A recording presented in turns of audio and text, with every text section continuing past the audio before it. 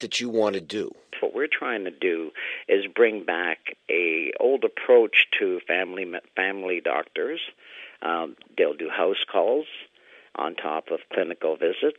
It's a family stable clinic. We're trying to deal with the social addiction problems that we do have out in society. Not that we can help everybody, but we'll help as many people as we can. And our goal is to get people off of pharmaceutical addictive medications. You do not have approval to do this yet, right? No, we are not dispensing. We are strictly a medical clinic. We dedicated our clinic to the late Honorable Jack Layton, due to conversations that I had with him in some of these issues, which are very controversial, as the addictions that are out there are not just heroin and cocaine. They're also pharmaceutical. And there's approximately 17 to 18 drugs that the FDA had approved, and the deaths occurred by those 17 drugs equal 11,687 people died from them. And with marijuana, you have zero.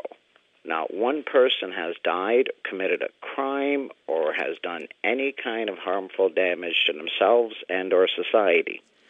So the misconception that people have about marijuana and what they might not know, and part of the education, is that our body naturally produces CBDs and CBNs, which are in two of the properties that are in marijuana.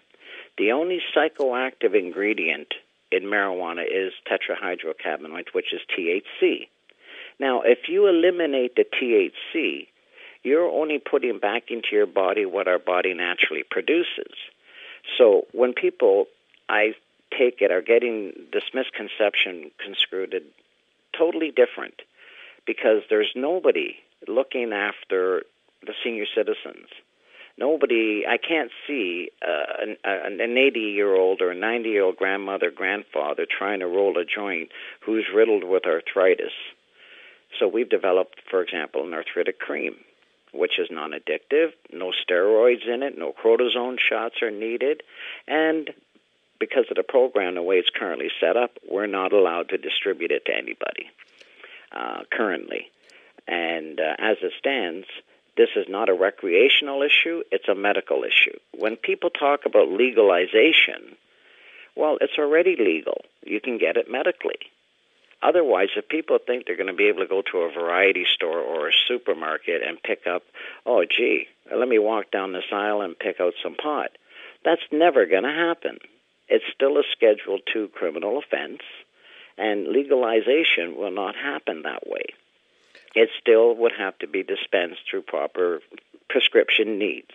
And the doctors, and here's where one of the biggest issues are, a lot of doctors don't know about cabinology when it's part of the human anatomy. How can you, as a doctor, say you don't know that you have receptors in your brain that produce CBD and CBNs, which is a natural occurrence in our body alone? So what's the holdup, Sam? I mean, is it Big Pharma that's well, Big Pharma lobbying? just announced, for example, the cure for cancer. So we found a cure for cancer. I've always stated this plant, and the way I look at it, God put this plant on earth. The devil put coca and heroin on this earth. God put marijuana on this earth to help. And that's what this plant does. It does nothing but help you. If it can cure AIDS, imagine what else it can cure. Who's eligible to get it? Well, right at current time in Canada, nobody, because Canada will not allow it, which is, here we are, people that are dying from cancer, and there's a perfectly good cure out there that proves it, yet Canada has not, and as of yet, allowed this drug into our country. You've got the medical studies to back this up? Yes, I do. Okay. Matter of fact, we've also got a cure ourselves.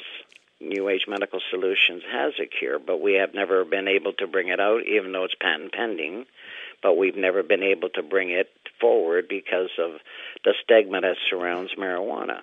Sam, who are the 28,000 people that are licensed to possess marijuana in Canada? It's supposed to go up to 50,000 by next year. Range from anywhere from people with Crohn's, colitis, headaches, arthritis, glaucoma, kidney, liver problems, any ailment that you can pretty much think of, marijuana in its form, not just smoking, and this is going to be one of my main arguments later on in time, is that we should be able to extract it so that it does become available to our senior citizens. It does become available to people that are addicted to heroin and the street narcotics, because the pharmaceutical companies and the doctors will get you addicted, but then where are you going to go for help after the addiction? Okay, and where do they get their licenses from? The federal government? Right. Currently, yes, you have to go to a doctor if a doctor will sign, and that seems to be one of the biggest problems now, because doctors are stating they don't know anything in it. They don't know anything about it. Where I say to the medical association, especially the chairman, why don't your doctors know about this? It's part of our body. Okay. So I find it kind of ironic that a doctor does not know about cannabinoids when they had to study this. And I was told by a number of doctors that we were never taught that in university. Okay. So I'm saying to the medical association, maybe you should get your doctors upgraded. Maybe they should go back and take courses on cabinology and see the benefits that this plant actually does produce for people. And what's been the CMA's reaction to that? Haven't gotten any comment back. What country is a good example of getting this right? Right now, currently the United States. And imagine, the United States, we were the first country to go legal, pharmaceutically or medical. And then the United States came on. There's 17 states that are right now currently legal. And those 17 states are, for example, extracting, are producing products that we already have. Our lab has produced these products over 6 years ago. But nevertheless, until the federal government says it's okay to do so, we cannot help other people.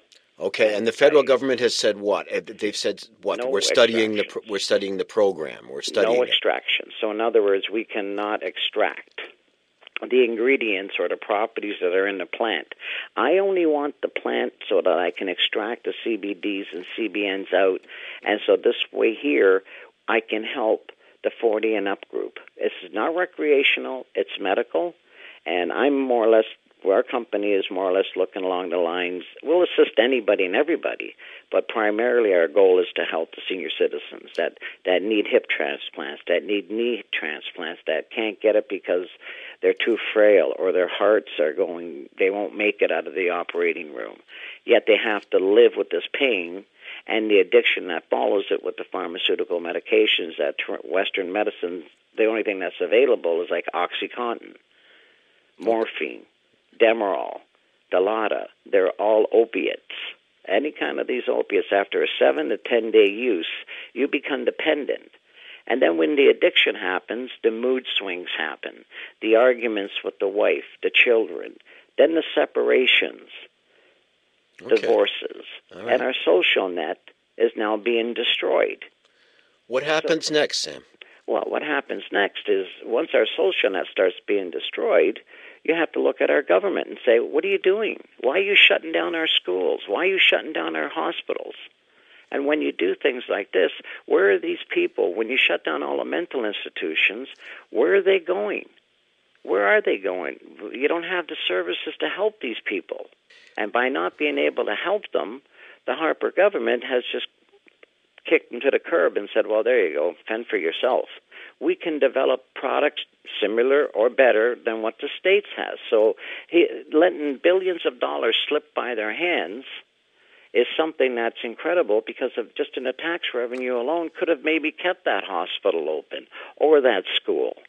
But nevertheless, as it stands, we follow the rule of law. Until the changes come, we have to abide by the law. And the changes will come when, do you think?